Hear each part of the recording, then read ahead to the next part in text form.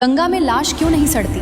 वाराणसी में हर दिन सैकड़ों लाशों का अंतिम संस्कार होता है। फिर भी सवाल ये है कि गंगा सड़ती क्यों नहीं है, बदबू क्यों नहीं आती?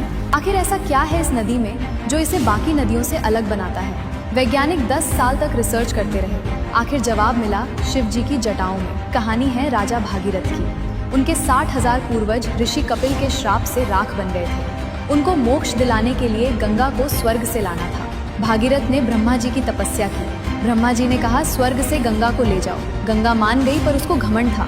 वो बोली मैं स्वर्ग से ऐसी गिरूंगी कि पूरी पृथ्वी बहा दूंगी, कोई रोक नहीं पाएगा। भागीरथ डर गए। वो दौड़े शिव जी के पास। शिव जी बोले आने दो, और गंगा पूरे अहंकार के साथ स्वर्ग से गिरी। आवाज ऐसी कि देवता कांप गए। जैसे ही वो शिव जी के सिर पर गिरी, शिव जी ने अपनी जटाएं खोल दी और गंगा जटाओं में फंस गई। निकलने का रास्ता नहीं मिला। 1 साल नहीं, कई सालों तक वो जटाओं में भटकती रही। उसका घमंड टूट गया।